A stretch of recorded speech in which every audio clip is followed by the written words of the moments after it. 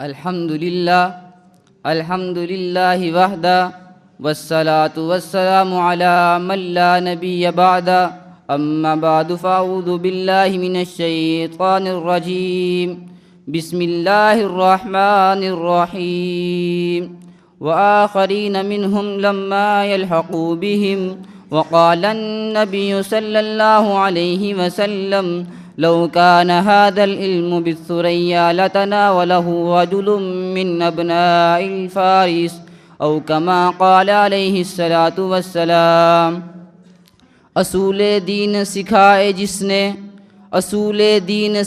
جس نے فروع محکم بتائے جس نے چراغ حکمت جلائے جس نے فقیہ راسخ بنائے جس نے وہ امام اعظم ابو حنیفہ۔ محترم اساتذہ اکرام اور سامعین ذی وقار، آج میں اور آپ جس موضوع پر محو گفتگو ہیں وہ موضوع فضائل و مناقب امام اعظم ابو حنیفہ کو بیان کرنا ہے۔ میں نے آپ حضرات کی خدمت میں قرآن کریم کی آیت مبارکہ کی تلاوت کی ہے۔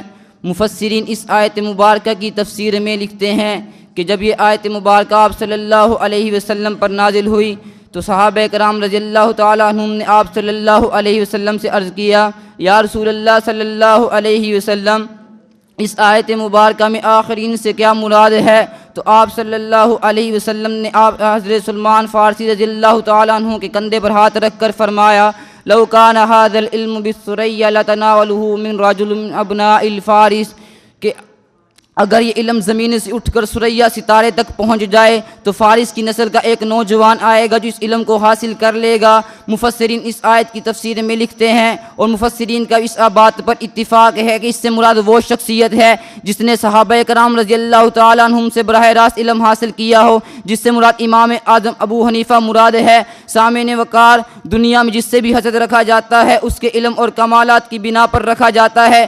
آپ دیکھیے محمد صلی اللہ علیہ وسلم کی طرف یہودیوں نے ان سے حسد رکھا، حتیٰ کہ ان کو معلوم بھی تھا یہ نبی آخر الزماں ہے، لیکن اس کے باوجود بھی انہوں نے حسد رکھا۔ آپ دیکھیے سیدنا صدیق اکبر رضی اللہ تعالیٰ عنہ کی طرف حاسدین نے ان سے حسد رکھا، حتیٰ کہ ان کو معلوم بھی تھا یہ خلیفہ اول ہے۔ ان کی خلافت پر رب کا قرآن بھی شاہد، پیغمبر کا فرمان بھی شاہد اور اجماع صحابہ بھی شاہد، لیکن اس کے باوجود بھی حاسدین اپنی حسد کی آگ میں جل رہے ہیں، اور امام اعظم ابو حنیفہ انہی لڑیوں میں سے ہیں۔ حاسد جانتا ہے امام اعظم ابو حنیفہ نعمان بن ثابت صحابہ کرام رضی اللہ تعالیٰ عنہم کے بعد اس امت کے سب سے بڑے امام ہیں۔ حاسد جانتا ہے امام اعظم ابو حنیفہ اس امت کے سب سے بڑے امام ہیں، مفسرین کا اس بات پر اجماع ہے۔ حاسد جانتا ہے امام اعظم ابو حنیفہ اس امت کے سب سے بڑے امام ہیں، مجتہدین کا اس بات پر اجماع ہے۔ حاسد جانتا ہے امام اعظم ابو حنیفہ اس امت کے سب سے بڑے امام ہیں، محدثین کا اس بات پر اجماع ہے، لیکن ان سب حقائق کو جاننے کے باوجود بھی حاسدین اپنی حسد کی آگ میں جل اور مر رہے ہیں۔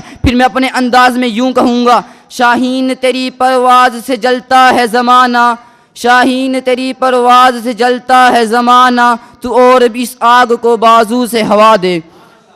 سامعین وقار، جب میں امام اعظم ابو حنیفہ کی سیرت کی طرف دیکھتا ہوں، ان کے افعال و کردار کی طرف دیکھتا ہوں، ان کے اخلاق و تقوی کی طرف دیکھتا ہوں، ان کی ذہانت و فقاہت کی طرف دیکھتا ہوں، تو مجھے یوں لگتا ہے امام اعظم ابو حنیفہ انسان نہیں تھے، بلکہ اللہ رب العزت کی طرف سے بھیجے ہوئے انسان کی شکل میں، انسان کی صورت میں ایک فرشتے تھے۔ اللہ رب العزت نے امام اعظم ابو حنیفہ کو اتنی ذہانت و فقاہت عطا فرمائی تھی کہ اپنے تو اپنے غیر بھی دھنگ اور حیران رہ جاتے تھے۔ یوں تو تاریخ میں امام اعظم ابو حنیفہ کی سیرت پر، ان کی افعال و کردار پر، ان کی فقاہت و ذہانت پر سینکڑوں واقعات آتے ہیں، لیکن ابھی وقت کی قلت کو پیش نظر رکھتے ہوئے آپ حضرات کی خدمت میں ایک واقعہ عرض کرتا ہوں، توجہ سے سنیے گا۔ ایک شخص ہے، وہ قسم اٹھا لیتا ہے اپنی بیوی سے کہ میں تجھ سے اس وقت تک کلام نہیں کروں گا جب تک تو مجھ سے کلام نہیں کرے گی۔ اس کے بعد اس کی بیوی بھی قسم اٹھا لیتی ہے، قسم کھا لیتی ہے کہ میں بھی تجھ سے اس وقت تک کلام نہیں کروں گی جب تک تو مجھ سے کلام نہیں کرے گا۔ اب خاوند پریشان ہوتا ہے، پریشانی کی حالت امام صاحب کے پاس جاتا ہے اور واقعہ عرض کرتا ہے۔ امام صاحب نے کہا تمہاری قسم نہیں ٹوٹی؟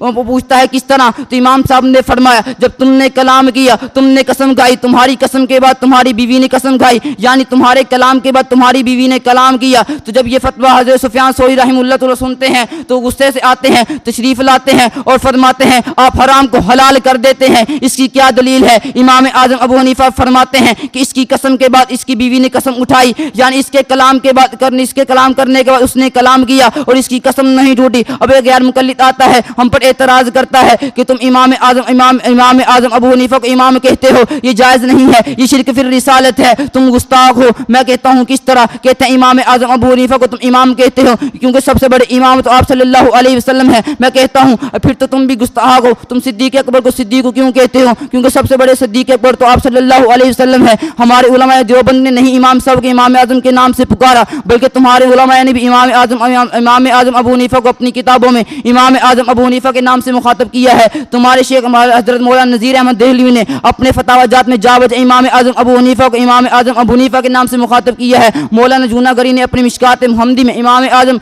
अबू हनीफा को इमाम आज़म अबू हनीफा के नाम से मुखातब किया है। फिर आखिर में बस मैं यूँ ही कहूँगा, है मिसल खुर्शीद नाम तेरा इमाम आज़म सलाम तुझ पर, है मिसल खुर्शीद नाम तेरा इमाम आज़म सलाम तुझ पर, जहाँ में रोशन है काम तेरा इमाम आज़म सलाम तुझ पर। अगरचे दुनिया में और भी हैं इमाम आली मुकाम, लेकिन बुलंद है इनमें नाम तेरा इमाम आज़म सलाम तुझ पर। वमा अलैना इल्लल बलाग।